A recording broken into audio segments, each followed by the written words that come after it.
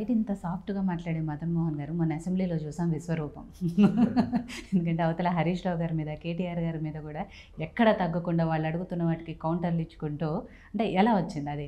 మొదటి నుంచి కూడా రాజకీయ నేపథ్యం ఉన్న కుటుంబం కాదు, సరే మీరు నమ్ముకున్న ప్రజలు మిమ్మల్ని గెలిపించారు తప్ప, బట్ అసెంబ్లీలో వాళ్ళని 10 ఏళ్ళ అధికారంలో ఉన్న అలాంటి కేటీఆర్ గారు, హరీష్ గారిని అసెంబ్లీలో మాట్లాడడము వాళ్ళకి అనేది చాలా గొప్ప విషయం. ఎలా వచ్చింది అది? ఎలా వచ్చింది? అదంతా కడుపులో ఉన్న ఆవేదన అది.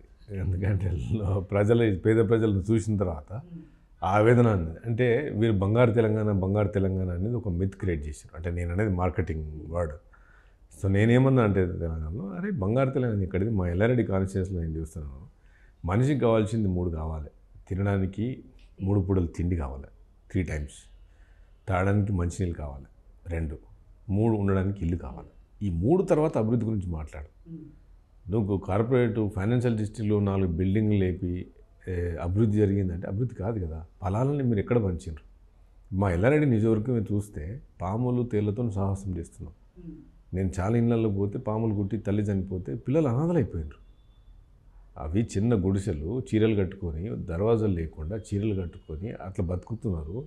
రాత్రిపూట పాములు వచ్చి ఎప్పుడు 2:30కో ఎప్పుడు పడుకున్నప్పుడు కుట్టిపోతున్నాయి. పాములకి ఏంది, వీళ్ళు చేతి పడుకున్నప్పుడు ఇట్లా పడుకున్నప్పుడు చేతి పడినప్పుడు ఆ పాము మీద పడినప్పుడు ఆటోమేటిక్గా అది చేస్తుంది. సో కనుక ఆమె పొద్దున్న లేసరికి తల్లి చచ్చిపోయింది.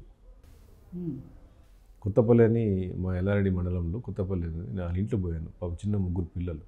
తల్లి మార్నింగ్ 2:30 రాత్రి కూడా పడుకున్నది, 2:30కో 4 o'clock ఎప్పుడు కుట్టిందో తెలియదు.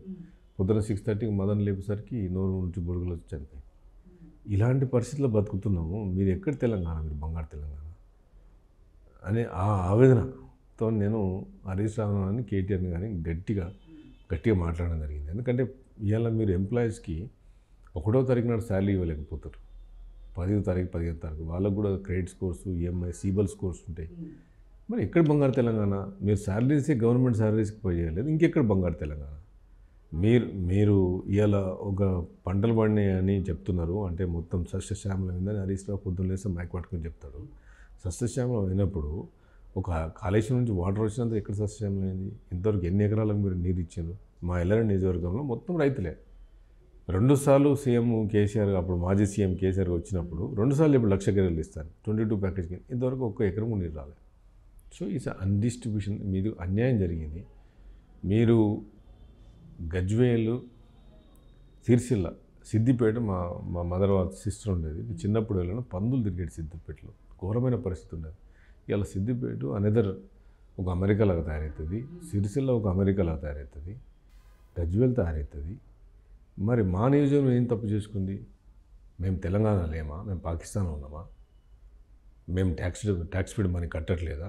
మేము ఎందుకు ఆంధ్రోడు అని చెప్పేసి ఆంధ్రలో తిట్టిరు మీరు.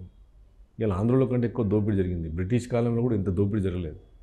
ఇలా లండన్ బ్రిడ్జ్ కూడా బ్రిటిష్ ఆ రోజు భారతీయుల దగ్గర డబ్బులు తీసుకుపోయి లండన్ బ్రిడ్జ్ కట్టుకునే వాళ్ళు వీళ్ళు అనే ఆ ఆవేదనతోనే నేను అసెంబ్లీలో మాట్లాడడం కలిగి అందరికీ చాలామంది, నేను మా కాన్స్టిట్యూన్సీలో వెరీ హ్యాపీ, అందరూ కూడా హ్యాపీ ఉన్నారు.